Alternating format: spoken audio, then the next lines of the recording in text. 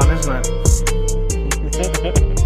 Hello and welcome back to the podcast. This is our episode 49, An American Werewolf in London. Two backpackers from America are attacked by a werewolf on the Yorkshire moors. Is that a good introduction? What are you thinking? Yeah. Not bad. Yeah. It does set it up very well. It sets up very well. So tonight we have with us Larry. Hello. And Jess. Hello. And Ewan. Hello there. From BBC News. Yeah, just saying my tripod just doesn't work for the table which is on, so I've just had to suffice with this. That's brilliant. Brilliant. So we're on our episode 49, which is amazing, really. We've got this far. With a big episode 50 next week, which we'll talk about in a bit. So normally I talk about what we've been up to, but I'm sure no one's really been no one's interested. I haven't done anything anyway, unless you guys have. Larry, been playing with little houses or?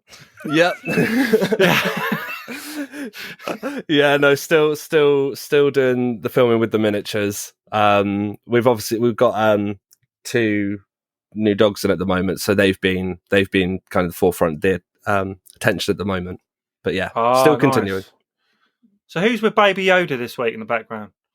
Is that like a? Is that a monkey? Douglas.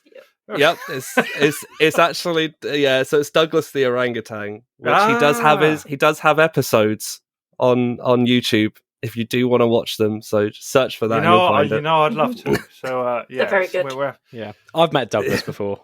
He looks great. My son has a similar one. His name's not Douglas though, but. Yeah, very nice. It'd be weird if his name was Douglas. Yeah, that would be weird. So, Jess just been working all week, I expect. Working, yeah. I've got an exciting kind of job interview next week. So yeah, next week hopefully I might have some cool news. But let's hope so. I'm sure you will have. Fingers crossed. Sure you will. Yeah. You've been playing with little houses or orangutans or anything? Not yet. I mean, it's sort of I mean, I'm a film and TV critic, so I just sort of just watch loads of stuff and then review it. Really, so it's sort of it's been really fun. I'm taking a week off next week, so that'll be nice as well. So you'll probably need one after episode 50. I would have thought. That's great. So.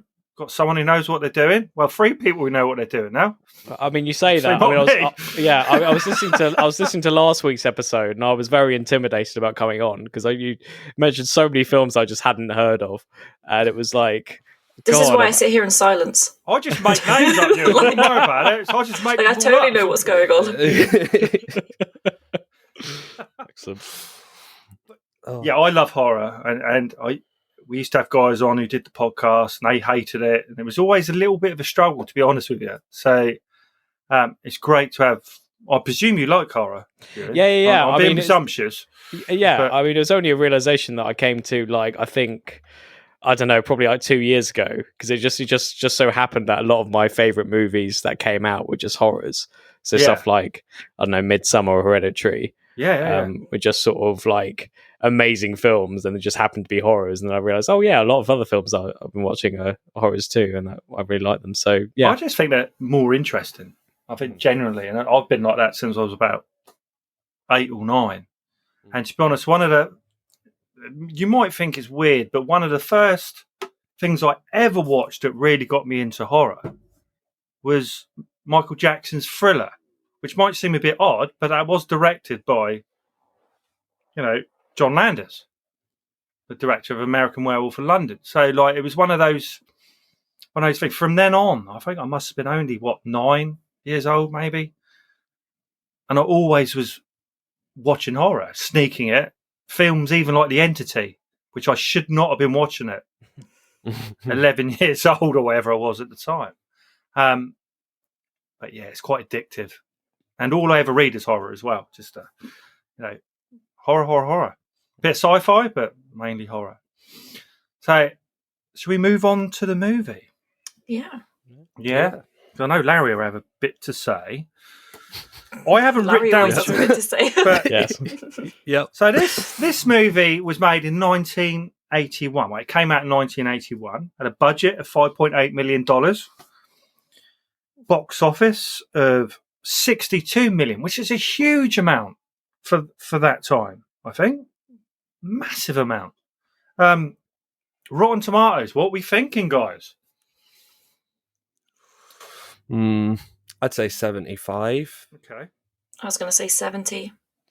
You see, it's interesting because I think American Werewolf has gained cult status like over the years, and I wonder if it actually did.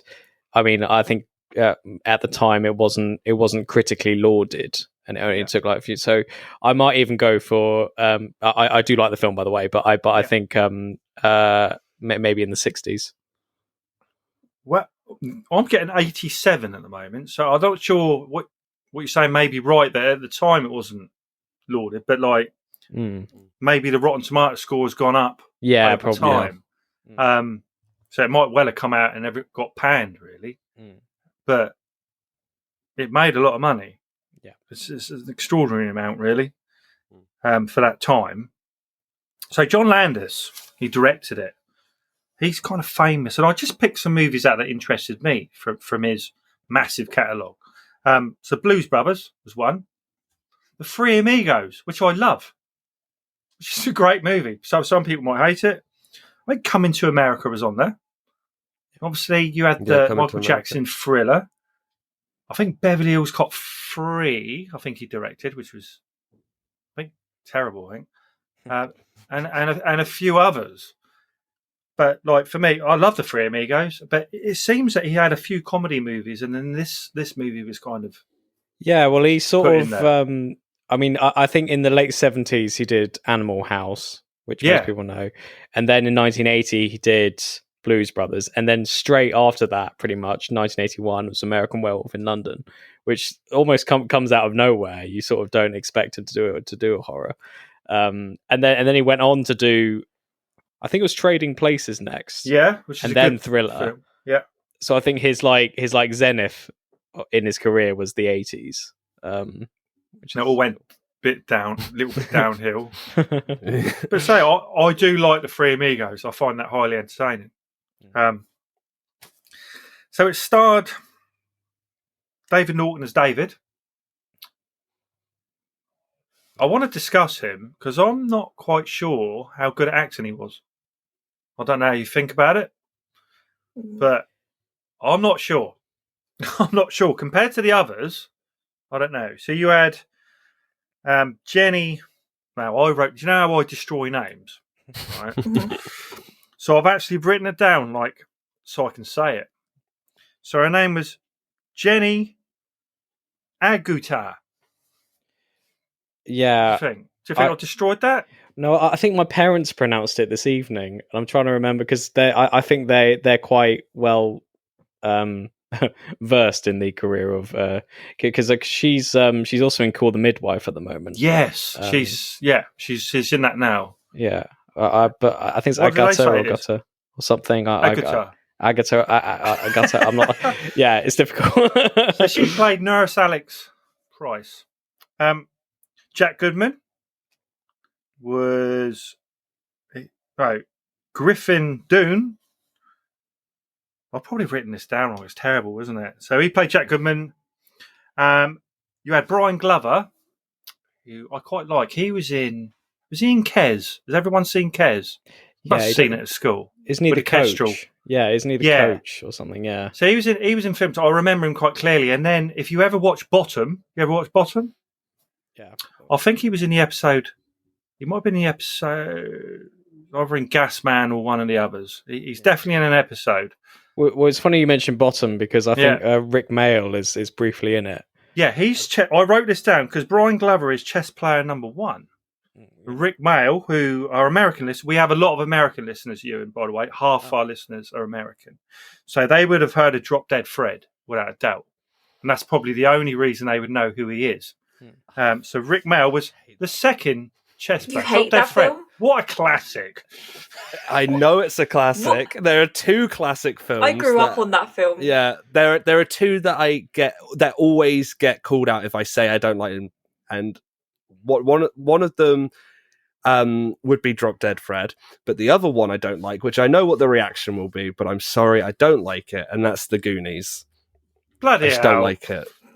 I just don't. I'm sort of ambivalent about The Goonies. I mean, I honestly don't really mind that you don't like it. It was just for me, it was just a sort of it was fine. I'm not that big fan. Hey, you guys. Yeah. It's great, isn't it?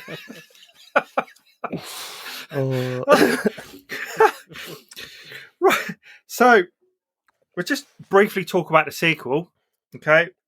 An American Werewolf in Paris. I think that was 1997. That had a Rotten Tomatoes of 7%. And I think it did make money. Not a lot, but I think it actually did make money. But I've never seen it. Have you guys seen it? Yeah. Just Larry. It's terrible.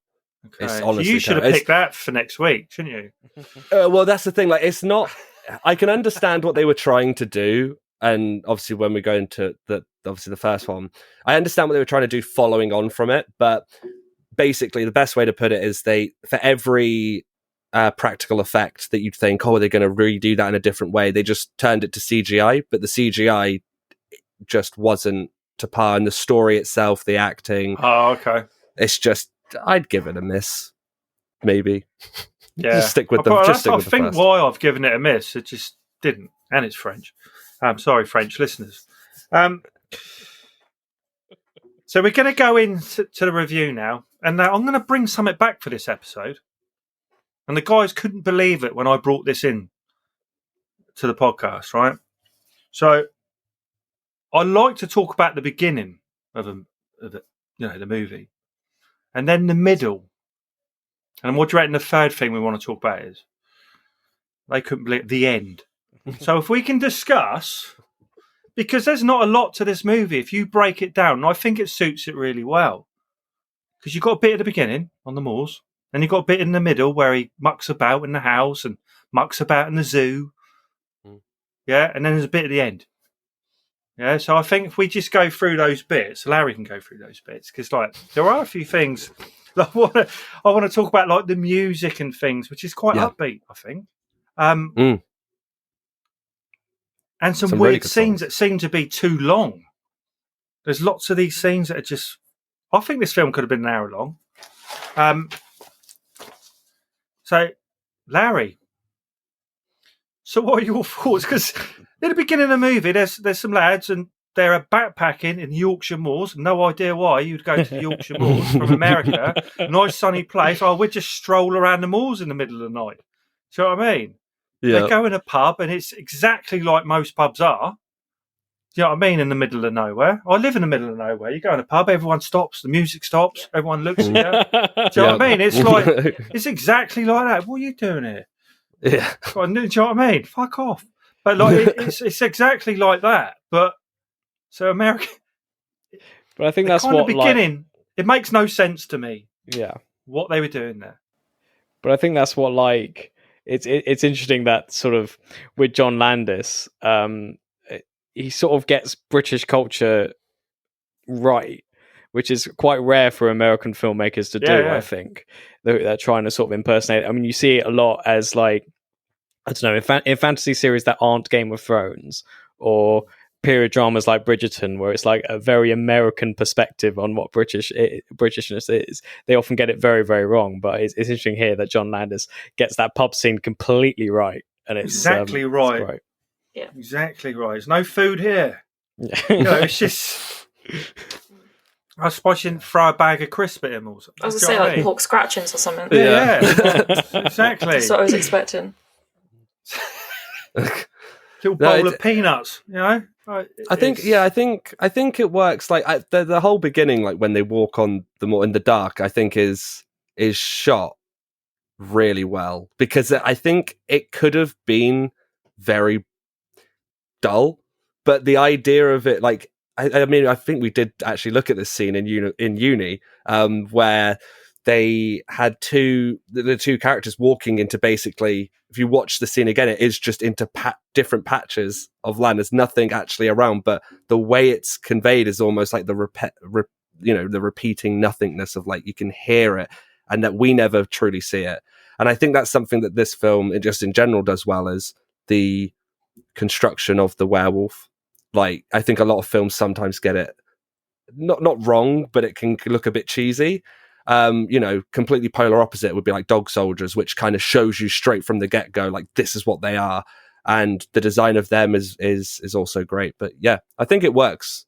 A great setup for the rest of the film. I think it's like, I've watched it a few times over the years since the 80s. I probably watched it in the 80s. So, like, that scene at the beginning is amazing. I think it just draws you in. It's what you remember. I remember that scene much more than the end. I kind of, when I was watching it again, I watched it for a few years. I remembered everything that happened at the beginning, but hardly anything from the zoo onwards, until I watched it again. I was like, oh yeah. So that's the main thing that sticks in your mind. And after that, I'm not so sure on the movie. It's maybe a bit filler. I don't know. You might disagree, but yeah, that's how I feel about it. So, but I'm interested to hear what Jess thinks about it. Really, as a first time watch. I like the beginning. I like the pub scene. I thought that was brilliant. Yeah, and the music and everything. But and he missed the dartboard. That's amazing. I've never missed that dartboard. Yeah. I think the whole British pub thing was done brilliantly. I felt like it was lacking something. I just didn't feel any connection with the main character, which I think you'll see you saying about, like, the acting. Act. I'm not sure. I don't think he could act. And yeah, I don't think he's been many movies after that, really. He's probably been in a lot, but nothing I've ever heard of. Yeah. Well, he's quite a sort of he's in quite a lot of TV. I mean, that's where he started. I think he started his career in TV, and I think he's in. I haven't seen it, but I think he's in This Is Us, the sort of Amazon Prime series. I think that's David Norton. But it's interesting you say that, because I kind of think his acting suits the type of film that it is. He was likable. Yeah, I liked him. Yeah. And also with the character, I mean, it's interesting because I read a specific article before I watched the film again. It was quite interesting. I think it's by Anton Bitel, who wrote for Little White Lies, and he said that that the film, from his perspective, was essentially about the alienation of being a foreigner in a different country, and I think you kind of get that from his performance and his character, where he just feels alienated from everywhere. And it obviously kicks off with the pub scene, where, like, they're all looking at him because they're just not, part of their lives, sort of thing. And I think that's right. And I think, him turning into a werewolf just makes him even more alienated. And I think that's what makes his character quite interesting, I think. I think for someone in that situation as well. Like, I think is that, like, I think it works for the film in that, like, when he's in the hospital and, he doesn't quite know what's going on at first, and he gets the realization that obviously his friend is dead. And that, they talk about how, when he sees his friend again for the first time, and they kind of talk about, who went to the funeral and stuff. I think it's it's played well in that the feeling you'd have in that situation of being somewhere you don't particularly know, and kind of, I think, obviously the guilt that he feels, because, like, in the beginning they obviously talk, don't they, about, like, and Jack's very specific, saying, like, oh, I don't want to, we could be anywhere else, but we've chosen to be here, in, like, when they hop off of the van with the sheep. But yeah, maybe I'm being a bit harsh on David, because obviously the chemistry between those two is amazing. I really like that, especially when he's dead. Yeah, in the Yeah. little porn cinema thing. I think that was all quite funny and it was clever, and I enjoyed that. So it's just very, And he very deteriorates. He deteriorates, Yeah, yeah. doesn't he? Every time we see him, he's more to show because he can't move on until like the curse has been lifted. Which again is just it's something that works so well in that film. And there's like these horror, like really scary moments in that film, like that vision he has when he runs through the woods, and then he's just in the hospital bed, and it's like really quick on his face. Yeah. 2 seconds. Hang on, I've got Jess ringing me because she's gone offline. This is amazing. Hello. Hello? What's happened? Oh no. Hello, everyone. Jessica's internet's gone. Hopefully reboot it and see if we can get back on. And we'll carry on. Alright?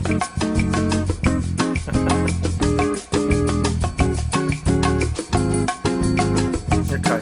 Alright. Yeah. Alright, bye.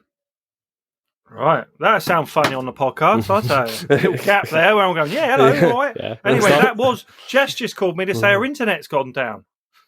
I did think at of one point. I could see Yeah, Jess yeah, on I the saw screen that. frozen. Yeah, I yeah, didn't know if that was just Jess being very No, still. she just disappeared on mine and then says she's offline. So we'll just carry on without her and hopefully she'll be back. It's the horrors of technology, isn't it? Yeah, definitely. I don't think she liked the movie. I was getting that kind of feeling.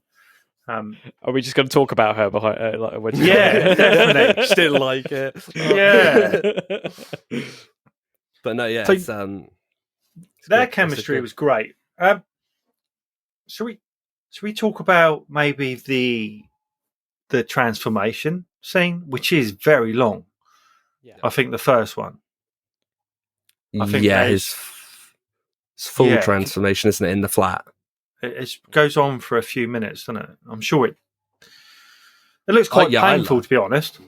Yeah, I mean, I love it personally. Yeah, and it was funny actually because I was sort of reading around before I came on here, and the makeup artist or the creator, the makeup creator, was it Rick Baker?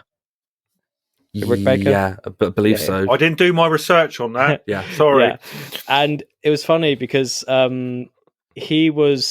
he'd also worked as a consultant on The Howling, which came out in the same year as American Werewolf in London. And interesting enough, he was working on The Howling with Rob Bottin, who was the visual effects guy for The Thing and everything like that. Nice. And it's funny watching the werewolf transformation scenes from both movies and sort of comparing them, because you can clearly see. I mean, Rob Bottin is obviously a genius in other fields, in this field, and it's sort of there's like a different kind. It's very sort of thingish and very sort of surreal in a weird way in The Howling. But with American Werewolf in London, there's just so much more. I don't know. There's so much more pain and so much more sort of. You really feel that he's transforming and really sort of transfiguring and stuff. And I think that's what like John Landis wanted. I think I saw a quote from him that was like, all the other sort of werewolf movies that I know, sort of the transformation happens like via like dissolves and stuff like that, whereas he wanted like the audience to feel the pain of him transforming, and I think it's really effective. Feel it. Yeah. I think he played that really well as well. Some of those effects as well, and like how they did them, like the hair being obviously like pulled through, and then obviously just in reverse having them like flow out. Just it's very clever, and it just looks like you say, it looks painful. Do you think that took a lot of time to do? Obviously, cost money, but well, I think it took a week to do. It's a week of shooting on that specific scene, which is a long time. And I think it was like, there were pretty much whole days where he would be in this makeup stuff. And I think also they wanted it so, I think to capture the sort of the fact that it's a full moon and it's shining brighter, and they wanted the set to be completely like flooded with lighting, basically. So as well as being under all that makeup and stuff, he was also really, really hot as he was getting under there. So I imagine it was actual pain that he was feeling as he was Yeah. as he was going through it. Yeah, definitely. It's so good. Like there are definitely parts of that film I think definitely work. There are some parts though that I do agree that the pacing in the middle in the second act, I guess, is much slower to what you're kind of introduced to. But Yeah. I think it's one of those things that if I kind of feel like it's almost intentional though, because obviously it's that like you get your first kind of like shock, and then throughout the film it's very much a slow build up to that first transformation. There are some bits that confuse me, Larry. Mm. Yeah. Every episode I'm going to ask you. So, why was he kind of being hunted by German Nazi zombies or whatever they were? Oh, that's a good question. I think I always, well, this would be just from my own personal opinion, but I feel as though it's. I mean, there probably is some form. He was Jewish, I presume. Yeah, yeah, and I feel as though it's kind of his fear and interpretation. Like, you know, for instance, they burst in on his family while they're sat watching TV and having a lovely, you know, like the scene is set up perfectly as, oh, look at that, it's such a happy family. Burst straight in, and it's that fear of. I guess I always almost take it as an analogy as well for the film of like the curse of it is that if he doesn't prevent what's going to happen, more innocent people are just gonna succumb to it. Because initially I thought, well, maybe it's like he is maybe the person, the very first, or someone in the bloodline was like, you see what I mean? Maybe he absorbed some of the memories from each like bloodline. Do you know what I mean? Because obviously when that bloodline's gone, all the dead people can go off, and so I was thinking maybe they're all memories of other people, but then it kind of confused me, as things do. But I think also it adds. I mean, I'm a massive fan of using dreams in movies. I'm like a massive fan of David Lynch and what he does with dreams and like horror and stuff. And I think it just adds another layer of unease and uncertainty about what you're watching. And you know, it has that kind of dream within a dream effect as well, so that you're even more uncertain about the reality which is around you. And I think one of his influences was Louis Buñuel, the surrealist filmmaker, who also did this sort of dream within a dream sort of structure. And I think it's really, really effective in how it sort of creates that fear within you. Because I mean, I'm not that familiar with sort of werewolf movies, and I don't know if this is the common structure of having bad dreams when you're about to sort of transform into a wolf. But it's sort of, I think it's quite effective. Yeah, they play on that in different werewolf films. Like some, obviously, like when you're transforming, you get like I know in some like I can't remember exactly which one specifically, but I know in one it's like the sound around them is so like heightened, so like more little things like picking up on such little things that then revert over to in their thought process. But yeah, it works so well, I think, in American Werewolf, because you'll go from a scene where he'll be handed breakfast in the hospital and he's like, I don't really want it, I'm not hungry, to then cutting to then him running through the trees and then suddenly seeing like a deer and then just ripping its like throat out and then like, you know, eating it, just suddenly then cutting straight back to normality. You're just kind of like, oh yeah, and it's great. You know, I think those sequences are great, and also you see a lot of him. You see a lot of David Norton in terms of just sort of him being completely naked, and it's quite interesting, really, when you sort of. I often think that when I look at sort of these sorts of movies from the 70s and 80s, I think there are a lot more times when men are naked. And it's really interesting because you don't. I mean, there's a bit more of a surge now, I guess, because you know, of feminism in cinema and stuff like that, and trying to sort of equalize the nudity, so to speak. Yeah. But it's sort of it's always quite interesting to see like more men naked in the 70s and 80s than they are now. It's quite. Do you think that kind of goes in with it as well? That for like, do you think that was obviously yes, he physically tears his clothes and stuff, but I quite like the idea of the scenarios he's in when that is kind of adds to that feeling of feeling out of place, because he's not only just he's got this the whole the bite scratch from the werewolf, but then when he's running around in the zoo and he wakes up just naked in the zoo, and it's that feeling of like just not having a clue what's gone on, and then feeling like you don't know where to go. Exactly, and I think that plays with, like, as you say, the sort of because we've all had those dreams of being naked in a sort of public space, and it's kind of that just sort of as you say, is that on easy? Okay, No, I have,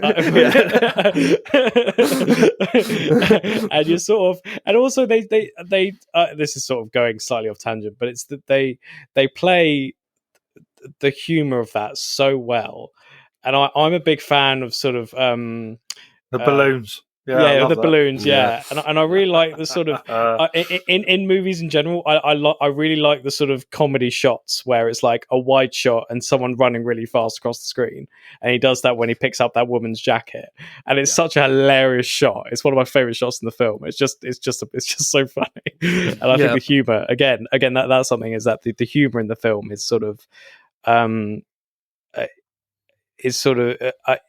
it's just incredible how they're able to meld those two genres together.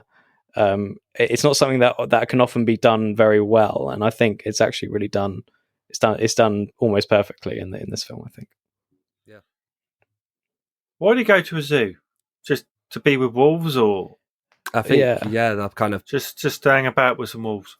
Yeah, I think like kind of maybe like as when he was probably ending.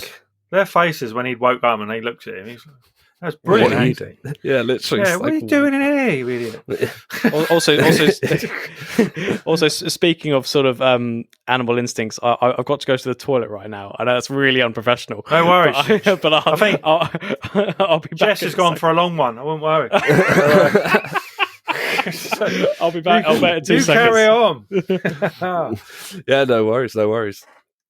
But yeah, no, I do. I think what's interesting as well is like, especially with the cast, like you say, I think that when in regards to the not just the lead but the secondary cast members, I actually think that they do. I wouldn't say like. I would say that they do a definite like superb job of playing those roles perfectly. Like I said in the last podcast when we were discussing to watch this film, I actually really love the friend character Jack. He's very good. Yeah, it's so just again clever how they interpret it in of he's this lingering spirit because he can't move on. And it's like getting over that grief of the fact of, feeling guilty for what's happened, to then have him show up and he's just has that comedic way about him. Like when he's just shows up in the mirror as he shuts and he's just behind him with that bit of skin just holding off. It's just, it's just his delivery as well. And it works perfectly. I think the cast was good. The doctor was good. They're all good. I just thought David at times was a bit, maybe wouldn't. Yeah. I don't know, but he was very funny. He was very funny. I enjoyed it. I don't think Jess is going to get back on tonight. No, she reckons she just can't get back into the group. So she did ring earlier, but we carry on. Yeah, we carry on. Internet can be always so a bit in a minute, of a hassle. Obviously we're heading. I don't want to be on this for hours. So I'm pleased we watched it, and I'll watch it again next year. I bought it on Blu-ray, so I've got all the extras to watch now. Yeah. I guess the ending would be so we could get on to the bit that I like to call the end, which I know is a new thing, Larry, on the podcast for you, but like we used to do it because we just drone on forever otherwise. So there's enough about the middle and a bit about the end, because obviously he goes on a bit of an attack spree when he turns, and ends up on the London Underground. And I don't even think he paid for his ticket or anything like that. He just snuck in there and started biting people, killing them. He was quite hungry, obviously. And that first scene where I think the first time you see him when Matey's falling down on the escalator. And for our American listeners, I'm going to explain to you what an escalator is. It's like some metal stairs that move. You know, Nigera from Sweden, he'd love this. So these things, they move, right? And then they kind of disappear and go round and go up again. So it's kind of, you stand on it and it moves you up. So it's quite good. So like he's laid on it and this thing's moving him up. And at the bottom of the escalator, I think it's the first time you see this black, hairy American werewolf. And I love that bit. It's sinister and it's good. And it don't look too bad. But mind you, the werewolf doesn't look that big. I don't know. It didn't come across as being a massive one. Obviously, he just eats him. And there's a lot of that, really. There's a lot of him running around biting people and eating people. Does he kill everyone? Is that the end of the bloodline? Because he goes around the street. He basically he ends up in the cinema, watching the port, and he sees all the people he's killed, who have now fallen to that curse of not being able to move on, and they basically give him the ultimatum of saying look, you're gonna have to take your own life. It's the only way to stop this. If you don't, you're gonna turn again tonight when it's a full moon. And he, there's parts in the film where he debates it, and it gets to the point at that where it becomes a full moon. He goes through the streets of London, kind of just taking out people left, right, and centre. I know there's that scene where all the cars crash together and just people are flying out the windows. And inevitably, I like that scene. He ends up in an alleyway, and he's cornered, and the nurse tries to talk him down, and there's I guess there's a hint of that he can because they kind of glimmer on that shot of him staring at her right before, but then he goes to attack her, they shoot him, and it ends. It just very abruptly kind of ends after that. He lays there, and I think it's I would say it kind of hints to it being the end of the bloodline if you don't count the sequel. Yeah, but yeah. I actually really like that ending. It's interesting because I watched this film for the first time when I was a teenager. So I think when I was about 15, and I remember not really liking it because I thought the ending was very anticlimactic, which a lot of people still think, and I don't judge that. But I actually look back at it now, and I actually think it's great, and I think it's actually really bold to end like that, because I think you've also it's obviously quite a tragic shot, a final shot to end on. This character that we've come to like in some ways, just suddenly die, and then it cuts to I can't remember what the song is, but it's quite it's quite a humorous, joyful song. It reminded me a bit of the ending of Reservoir Dogs in a way, where just Harvey Keitel's there, spoiler, he gets shot, and then it cuts to Coconut by whatever the band is, and it's sort of that kind of, I think it's almost like a release, because obviously that last scene is really it's quite scary, it's quite bloody, and as you say, bodies flying out the windows, being crushed, and it's just sort of chaos. And actually it took John Landis had to persuade the Met Police in order to film in Piccadilly Circus, which hadn't been filmed for about 15 years prior.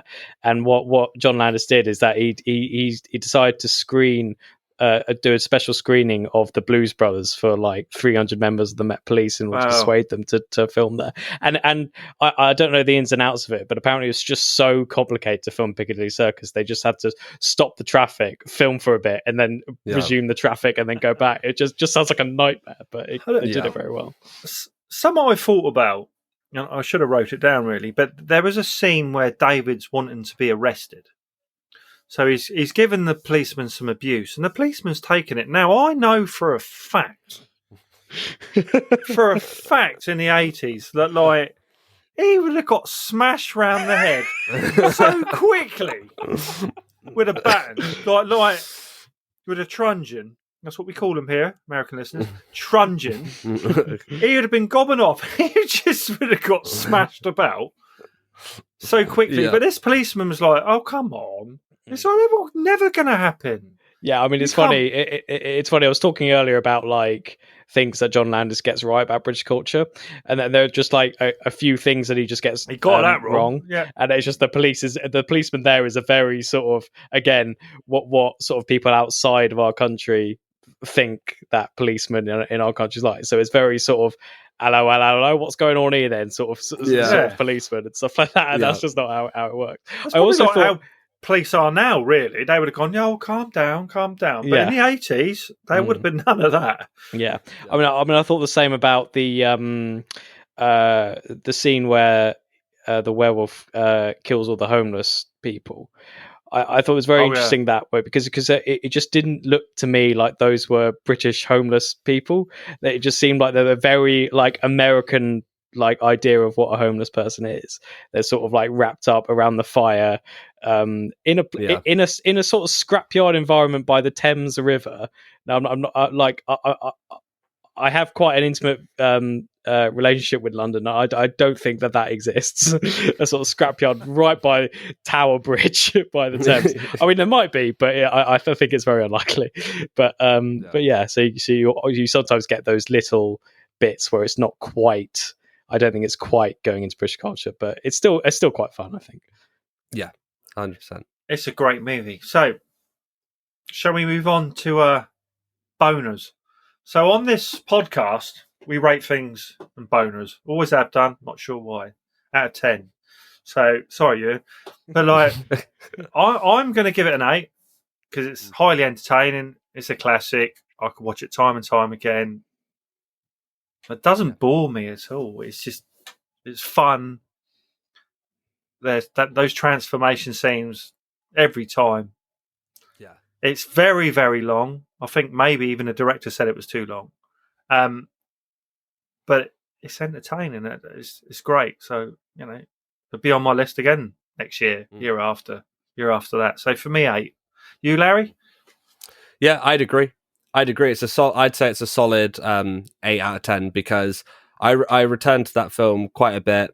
I recently updated my copy that I got. And yeah, I really enjoy it. I think that the effects are great. I think that it's a good film to put on and watch and especially if you like a werewolf film, like you want a good werewolf film. There isn't many good werewolf films, are there? Really? Yeah, exactly. And I think this fits perfectly into a good werewolf film.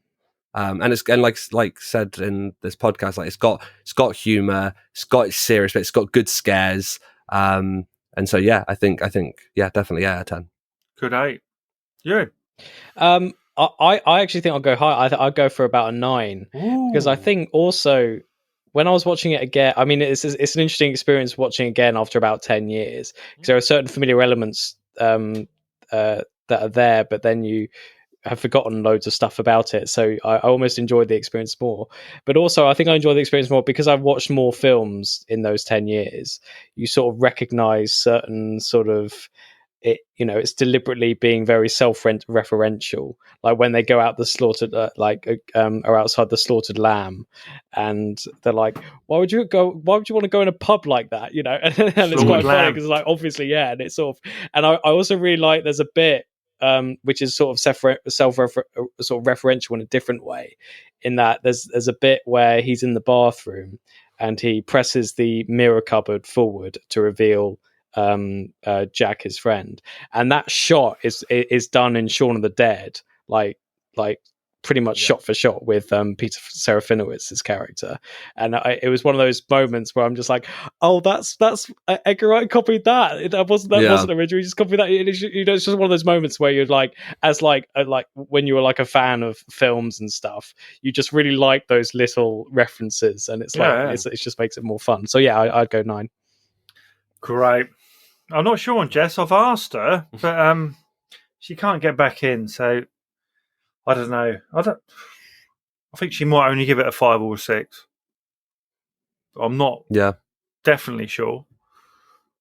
But Jess likes horror, Ewan, but she hasn't watched enough, and that's probably my fault. I've heard as much, yeah. Yeah, it's probably my fault. So but I am introducing her to more and more, so hopefully she'll catch up soon enough. Yeah, so that's like 8.5, or at least 8, isn't it? Which is good. Not quite as good as last week's, but decent. Yeah.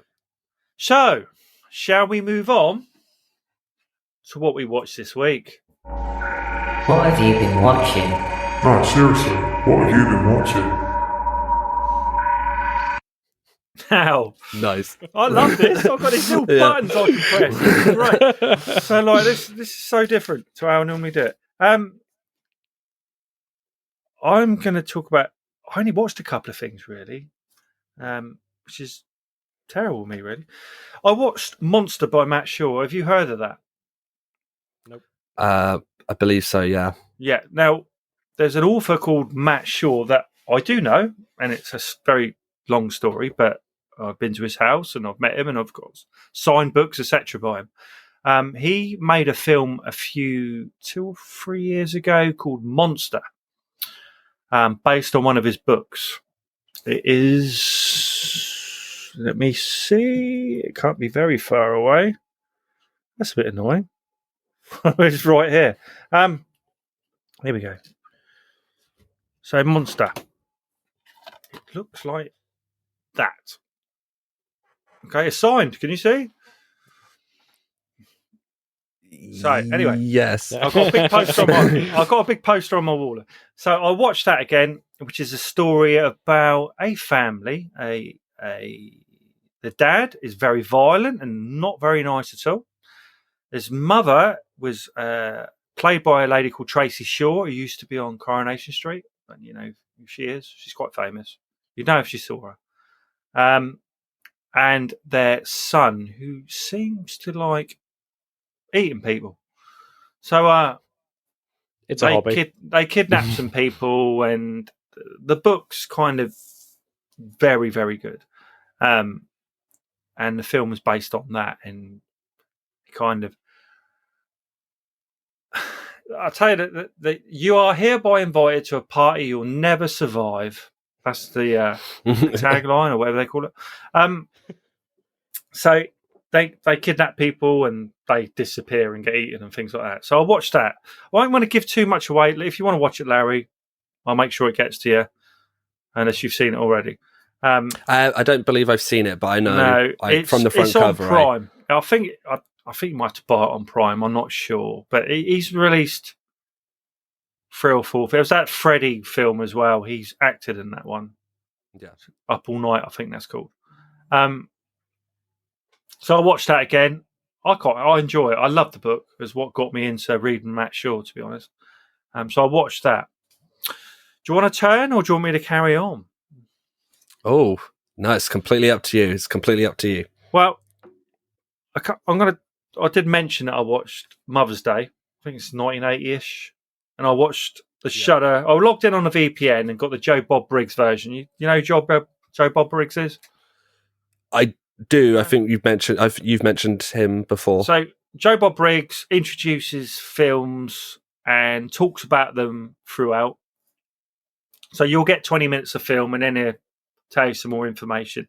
Now, the Mother's Day version I was watching had on it, what's his name? I should have wrote this down. He directed The Green Inferno. It's Eli Roth. Eli Roth, yeah. So Eli Roth was his special guest, and they spoke about, which was Eli Roth's favourite film, Mother's Day. Lots of his films kind of had bits of this on there. So if you haven't seen Mother's Day, have a watch. I'm not going to give much away about it, but it was a 2.5 hour. It's not a 2.5 hour film, but when you add in all the breaks every 20 minutes, that's where it gets to. I think it's just on Shudder anyway. I don't think you need a VPN to watch. It is on the UK version. I watched that, which is about the old cabin in the woods, mad mother with 2 deranged, very weird looking blokes who like kidnapping people and doing things to them. That old chestnut. Yeah. I'm sure you'd enjoy it, Larry. I don't know about you doing, but like, it's a lot of fun. It's ridiculous. So that's 80s film, I think. So that was that. I'll talk about it a little bit more in a minute. So, Larry, what have you watched this week? So I haven't watched too much this week, but what I did watch was I watched the last episode of Falcon and the Winter Soldier. That was really good. I think that it is set up perfectly now for what's to come next, and I think that it ended, without giving too much away, but it ended a lot better than what I thought it would. I thought it was going to let down some of what it had built up, but yeah. Is it good? Yeah, it is very good. I'd say if you're into Marvel and you want to give a watch, it's 6 episodes, and I think it's a tight series that you can start, finish, and you'll be satisfied. It's very, I've saved very them good. up. So I've saved them up. Yeah. So I was going to do them all. Yeah, definitely. You'll really like it. I think it has. I was a bit worried that it would kind of not have a bookend. I thought it was just going to kind of leave it and go like, oh well, this was set up for something bigger, which, you know, Marvel like to do that at the end of their films a lot, where they're like, you know, this is what's coming next. But what I actually really respected about this series was that the themes and issues it was dealing with, the last episode, I was pleasantly surprised that I was like, yeah, this is exactly what I wanted. This isn't what I've watched, but I just thought it'd be interesting to talk about on this podcast because of the film we were doing. But quite a while ago, I was able to go to the Universal Studios Horror Nights, and they actually had An American Werewolf in London as one of the mazes, and to walk through the sets. So you got to go through the cinema. And, you know, you walk up and you have people trying to escort you out quickly, like as you can see the Nice. wolf going round. You got to go in the hospital, wow. the house. And yeah, like one of the things I was really surprised about at the end, which I just thought I'd mention, was you mentioned earlier about they do have the pub, they have the outside, and you have to walk, you have to walk through the front door, and then they've got like, you know, puppets, and like they've got actors obviously like trying to scare you, but they try and recreate each scene, like the pinnacle moment of each scene. So you got to walk through a bit of the London Underground, walking through, there weren't any escalators or anything, but yeah, just to mention earlier of like when you said about the size of it, like in the film, I do agree, like when certain shots you could say, oh, how big is that? But they actually had a full scale puppet of the final wolf, and it was massive. Like it's when it like broke through, it was like hiding in the so you'd walk round, to try and think the best way to explain it, you'd walk through like a straight line through a curtain, and at the end like of the walkway you would see the like alleyway. And it was a fake scare because you'd walk down, you could hear it, and then it would come out from your left-hand side before you had to turn right and exit. But it just comes out, and it's huge. And it was to detail as well, like specifically to it. So I was pleasantly surprised. So I'd say to anyone, if you have a favorite horror film, and obviously I know in light of like obviously COVID and stuff, but if ever there's a chance to go to one of the horror nights, they do it very well. Like you get to proper live through. In Florida, so it's in Universal Studios, and what they do is again, probably not. I know they're reopening stuff now, but each year in October, probably September, October, November, I think it runs through. But they choose a selection of horrors and they build the mazes around them. And the year I went, they did Freddy versus Jason. They did Walking Dead. Insidious was on there. They did American Werewolf in London. They did like a like one that wasn't actually based on an actual like horror film, but it was based on like lore of horror, which was kind of the I think they believe they were called like the Collectors or something. They were basically like these creatures like from another dimension in this big castle that were like, typical like torture. That sounds amazing, because in this country you don't get hardly anything. Do you know what I mean? No, like the closest is Thorpe Park, isn't it? Yeah, but look, like they do like paranormal nights and things, but you didn't get anything that's like for horror. No. Anything The at London all. Dungeons. Yeah. Well, you get to see the mummy at Madame Tussauds and it was something like that. There's nothing, is there? Crap. Yeah, I would highly recommend it just because the sets that they do, and like walking through. It was Freddy versus Jason, but they had. It was basically part 1 and like part 2. So you'd walk through, and the first part was Nightmare on Elm Street, and you went through all the films of Nightmare on Elm Street. Then you did the second part and went through Friday the 13th and went through Jason all the in Manhattan. And wow.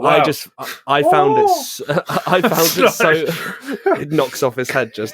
But no, I just found it so like bizarre, like in a good way, because you walk through this like maze, and you're walking through like in Nightmare on Elm Street, you're walking through Nancy's house, and it's to a T perfect, and you're just like, oh, this is kind of like creepy, because obviously it's fake and like it's not real, but that aspect of it of like I'm actually walking through like a film that is beloved and get to see those moments created in real life while being shit scared. It's great. I need to get there. I don't think I could deal with like the Walking Dead one, because I have a legitimate fear. I mean, not a legitimate fear, but if zombies do end up happening for whatever reason, I wouldn't be able to deal with that. So we're going through like a maze. I mean, it's like those things they do in London, or they did do them in London, where it was essentially one of those.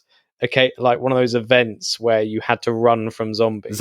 Zombie runs, literally. Yeah, zombie runs. And I was just like, I think like like once in my job, I was invited to one of these things, and like my bosses were like, "Do you want to go to this and review it?" I was like, "No." Because firstly I wouldn't be able to do it anyway, but it's sort of that it's just the idea of like running or trying to run away from zombies. I mean, I've had nightmares about running away from zombies, so I wouldn't be able to deal with that.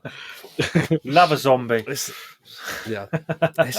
good. So I would recommend that to people if or at least watch like on YouTube, especially looking them up, just like how good they are. Like it's a good watch. How are you, Ewan? Well, I was telling Lawrence this a few days ago. I've been sort of trying to catch up with loads of 80s movies that I just haven't seen. So it's funny that American Werewolf came up, actually, because I have seen that, but it came because I'm watching them all chronologically. American Werewolf just came at the right time, because I've just finished various films from 1980. Yeah. And they were just it mainly started like when I was at university with Lawrence, and everyone had seen all these movies from the 80s, which I just hadn't. It just sort of passed me by. I think it's because as a teenager, I was quite a sort of. You wouldn't have been alive, would you? Yeah, no, definitely not. But also, I was like more into sort of art house European movies. I was a bit of a like so it's sort of a bit pretentious. I would have thought it's just sort of Bergman and sort of Antonioni. So I didn't really have time for 80s movies, but now I'm catching up. So I watched the Blues Brothers for the first time. Wow, and that's a good film. Really enjoyed that, and I didn't expect to enjoy it that much. Another one is sort of Cruising, which is a film by William Friedkin. Is that a porn film? No, but it is very homoerotic though. So I can imagine. Yeah. That's Exorcist guy, yeah. Exorcist. And it's interesting because again, one of my favorite periods in cinema is the new Hollywood era of the sort of late 60s and early 70s. And Cruising felt a lot like those films because it's sort of very gritty and the colors are very deep, and it's Al Pacino playing a detective who goes undercover to the underground gay scene in New York, and he has to in order to try and find a serial killer who only targets gay men. And it's actually really a really good film. Yeah. And then I watched Fame as well, which again, I didn't expect to enjoy at all, but I really, really liked it. What's the series? It is a series. Yeah. It came out I as a remember series, watching this. Janet Jackson was in it, I think. Oh, really? I do remember watching it. Yeah. So, I've been mainly watching 80s, but there's also I've also been watching international TV series because I sort of realized this year that I just haven't watched enough sort of outside of England and America sort of thing. And there's this great comedy series called Rita, which is about a sort of teacher at a secondary school. It's just really, really good and really good fun, and this sort of it's about a teacher who's very sort of hedonistic, and she sort of sleeps around, gets drunk all the time, smokes cigarettes in class and stuff like that. But I think it's just really good, and people should watch it, obviously. So yeah, that's what I've been watching. I watch all sorts of stuff.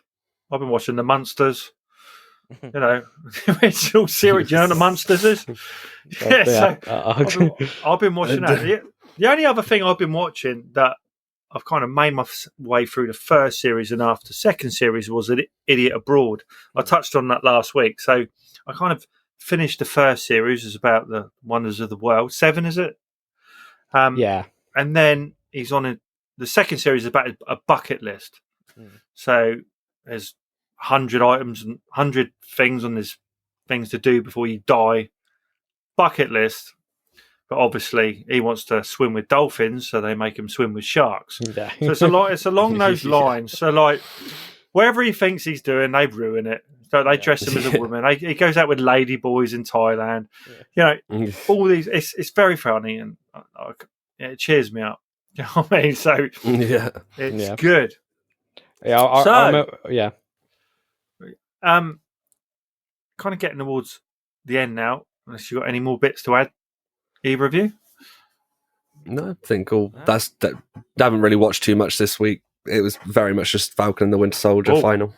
Jess is coming up with stuff. Hang on, 2 secs, listeners. Right. Jess says 5 bonus. Her boyfriend 3. For the main actor, but 6 for the support cast. So Jess is she's given some kind of good reviews recently, so that's quite a bad one for her, really. So that brings our score down a bit, doesn't it? Yeah. Anyway, I'm not going to try and add it up because someone had to correct me on it later anyway. So next week is our 50th episode. Actually, it's our 52nd, but it's actually a proper 50th episode because we did a couple of mini ones where we interviewed directors and things. So 50th episode. So we were all going to do what we're going to do. We have 4 movies. We speak about 10 minutes about each one. So for me and for your pleasure, guys, we're going to watch Swamp Ape. It's on Prime. Which I think is an American-made kind of student film, which Jason Brandt from he's an author, and he said to me by Twitter message, "Watch this film, Kev. It's great." So, and he was right. I'm sure you're going to enjoy it. So that's for me. Jess has gone with a film called Core, which is about killer crows or ravens or something. Which sounds amazing. So we're gonna. So Ewan's gone with Birdemic, which I don't know what that is. Shock and Terror, is it the first? Yeah. And Larry has come up with Birdemic 2, Resurrection, which sounds amazing. The Resurrection. So I'm presuming in Birdemic that the bird died, or is there multiple birds? I'm not sure. There's a lot of birds. So all the birds died in the first one, but in the second one, all the birds are resurrected. So sounds amazing. It's tense. Yeah. It's tense.